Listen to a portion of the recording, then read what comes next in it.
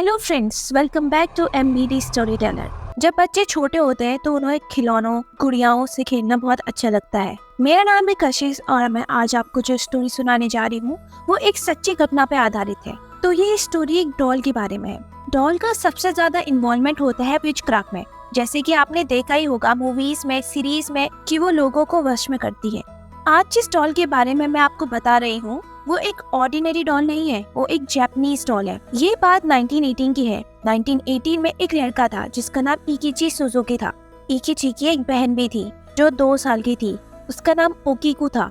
ओकीकू का बर्थडे आने वाला था तो इकिची अपनी बहन ओकीकू के लिए बर्थडे गिफ्ट लेने मार्केट जाता है और वहाँ वो अपनी बहन को देने के लिए सबसे अच्छा गिफ्ट मार्केट में ढूंढता है।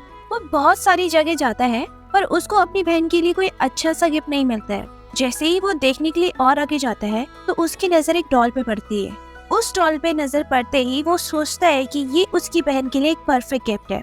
उस डॉल की हाइट 40 सेंटीमीटर थी और उसने जापानीज ट्रेडिशनल क्लोथ यानी कि किमोनो पहना हुआ था। उस डॉल के बाल काले, लंबे और घने थे। उसने ओकप्पा हेयर स्टाइल, जो कि एक जापानीज ट्रेडिशनल हेयर स्टाइल है, वो बनाई हुई थी। उस डॉल का एक पीसफुल फेस था, वो बहुत प्यारी दिख रही थी। तो इकिची ने जाके वो डॉल परचेस कर ली और उसे पैक करा लिया अपनी बहन को देने के लिए उसके बर्थडे में। तो ओकीकू का बर्थडे आया और इकिची ने वो डॉल अपनी बहन को दे दी। उसकी बहन ने जैसे ही वो डॉल देखी उसे बहुत पसंद आई और वो अपने गिफ्ट से बहुत खुश थी। उसे डॉल के अलावा कोई और नजर ही नहीं आ रहा था। अपने बर्थडे के बाद से ओकीकू ने उस डॉल को अकेले कहीं नहीं छोड़ा। वो जहाँ जाती थी अपने साथ अपनी डॉल को ले जाती थी। उसने उस डॉल का नाम भी ओकीकू ही रख दिया था। ओकीकू उस डॉल के हेयर कॉम्ब करती थी, उसे नहलाती थी, उसके कपड़े बदलती थी, उसे खाना भी खिलाती थी। उसको वो अपनी छोटी बहन का जैसा ट्रीट करती थी।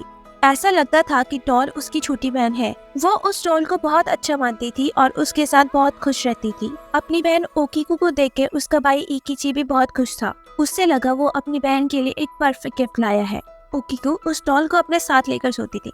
ओकीकू के बर्थडे के बाद किसी ने भी ओकीकू और उसकी डॉल को अलग देखा ही नहीं। लेकिन ओकीकू की ये खुशी ज्यादा दिन तक नहीं चली। एक दिन जब ओकीकू घर के बाहर उस डॉल के साथ खेल रही थी कि उसे एक मॉस्किटो ने काट दिया।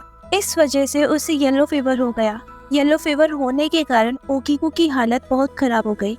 ओकीकू की हालत इतनी खराब हो गई थी कि वो अच्छे से सांस नहीं ले पा रही थी। उसे समझ में नहीं आया था कि वो क्या करे। वो दर्द में बहुत तड़प रही थी, स्ट्रगल कर रही थी। पर तभी भी उसने उस टाइम पर अपनी डॉल को अपने पास पकड़े रखा। उस टाइम पर भी उसकी डॉल उसके साथ थी। फिर ओकीकू ने अपना दम तोड़ दिया और वो मर गई। उस छोटी सी लड़की की इतने कम साल में ही डेथ हो गई। उसकी फैमिली को भी बहुत बुरा लगा अपनी लड़की को खो के। वो सब बहुत ही दुखी थे।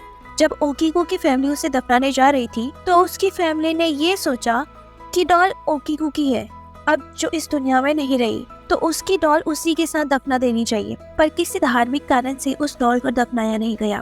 तो ओकीकू की फैमिली ने ओकीकू को दफनाने के बाद उस डॉल को अपने साथ घर ले जाने का फैसला किया। उन्होंने उस डॉल को अपने घर में एक प्रॉपर सेल में रख दिया।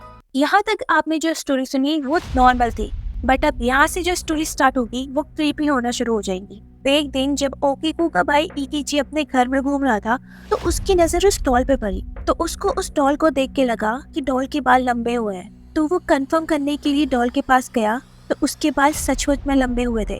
उसे इस बात पे यकीन ही नहीं हो रहा था कि डॉल के बाल खुद ब खुद कैसे लंबे हो सकते हैं। डॉल तो एक नॉन लिविंग थिंग है। उसने ये चीज भी नोटिस करी कि उस डॉल के बाल ब्राउन शेड में आ रहे हैं। पहले उसके बाल काले थे। उस डॉल के बाल एंड से स्प्लिट भी हो रहे थे, जिसे हम 2 मुंह बोलते हैं। कोई भी इंसान उस डॉल के बाल देख के ये नहीं कह सकता कि वो बाल नकली हैं। वो बिल्कुल same to same human hair जैसे लग रहे थे। तो इकिची ने ये बात अपनी फैमिली को बताई। उसकी फैमिली को उसकी बात पर यकीन नहीं हुआ तो उन लोगों ने उस डॉल के बाल काट दिए। उनको ये चीज नहीं मालूम थी कि उन्होंने उस डॉल के बाल काट के बहुत बड़ी गलती कर दी है। उस डॉल के बाल काटने के बाद इकिची और उसकी फैमिली को सबसे एक्सट्रीम लेवल के नाइटमेयर्स आना शुरू हो गए थे। उनके लिए सोना मुश्किल हो गया था। उन्हें समझ नहीं आ रहा था कि उनके साथ ऐसा क्यों हो रहा है। उनके घर में बहुत ज्यादा पैरानॉर्मल एक्टिविटीज होना शुरू होने लग गई थी। घर वालों ने नोटिस करना शुरू किया कि उनकी चीजें एक जगह से दूसरी जगह रखी जा रही है। मतलब कि जो चीजें उन्होंने वहाँ पर नहीं रखी थी वो चीजें अभी वहाँ पर हैं, जबकि घर के किसी भी मेंबर ने ऐसा नहीं करा था। कई बार तो फैमिली ने रात को सोते समय आधी नींद में उस डॉल को चलते हुए देखा था। एक बार जब इकिची के फादर उठे और जैसे ही वो उठे उनको उनके सामने वो डॉल दिखी और उन तीनों फैमिली मेंबर को ये पता था कि उन्होंने वो डॉल वहाँ पर नहीं रखी थी। तो अब एक ही चीज हो सकती है, कि वो डॉल वहाँ पर खुद ब खुद आई। उनको अब एक बात समझ में आ गई थी कि जो नाइटमेयर्स, पैरानॉर्मल एक्टिविटीज, जो भी कुछ उनके साथ हो रहा है, जैसे कि रात में एक छोटे बच्चे के चिल्लाने की आवाज आना, दरवाजे की खटखटाने की आवाज आना, उनके साथ ये सब कुछ 1-2 साल तक ही नहीं चला, पूरे 20 साल तक चला। पर तभी भी इकिची की फैमिली ने वो घर बदला नहीं, वो उसी घर में रहते थे और हर साल ये सारी पैरानॉर्मल एक्टिविटीज बढ़ती जा रही थी।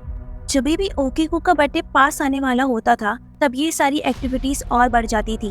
उस फैमिली ने काफी सारे प्रीस्ट बुलाए जो उनकी फैमिली को ब्लेस कर सके और उस डॉल को साफ कर सके, पर वो प्रीस्ट कुछ नहीं कर पाए। इसके उल्टे में उनकी फैमिली के साथ ये सारी चीजें और ज्यादा होने लग गई थी। तो 20 साल बाद उन लोगों ने घर बदलने का डिसीजन ले ही लिया।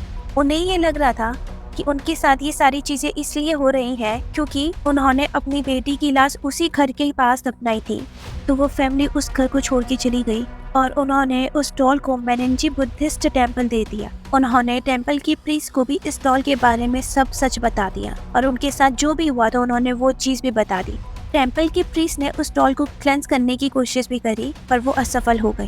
फिर टेम्पल के लोगों के साथ भी नाइटमेयर्स और पैरानॉर्मल एक्टिविटीज होना शुरू हो गई। तो वहाँ की प्रीस्ट ने उस डॉल को वहीं बंद कर दिया। उन्होंने ये भी देखा कि उस डॉल के बाल बड़े हुए थे।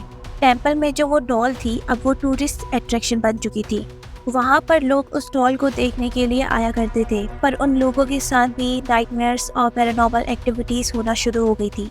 जो लोग उस डॉल को देखते थे उनके साथ वैसा ही होता था जैसा और लोगों के साथ हुआ। कुछ लोगों ने तो उस डॉल को हंसते हुए भी देखा था और कुछ लोगों ने उसके दांत भी देखे। अभी भी वो डॉल मेनेंजी बुद्धिस्ट टेम्पल में बंद है, पर कोई उसे देखने की हिम्मत नहीं करता। तो यहीं पर खत्म होती है आज की हमारी स्टोरी। क्या आपके साथ भी ऐसी पैरानॉर्मल एक्टिविटीज हुई है और क्या आपको इन चीजों से डर लगता है? अगर हाँ, तो कमेंट बॉक्स में अपना एक्सपीरियंस शेयर करना मत भूलना। आज के लिए बस इतना ही। अब मिलते हैं नेक्स्ट स्टोरी पे। तब तक के लिए टाटा बाय बाय।